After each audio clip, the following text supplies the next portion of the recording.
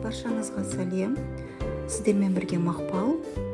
Қазір біз осындай нәзік, өте дәмді чизкейк жасап көреміз.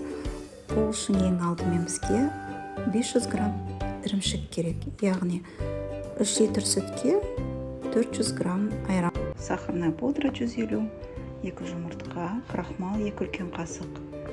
И лимонный сок керек, сливки и ванильный экстракт. Так, печенье осындай қолданып отырмын.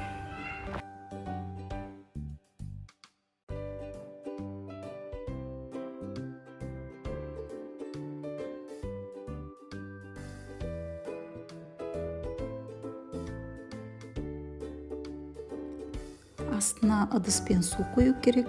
Бетін ашпай 180 градуста 30 минут, одан кейін 150 градусқа түсіріп, тағы да 30 минутқа пісіреміз. Чизкейк дайын болды.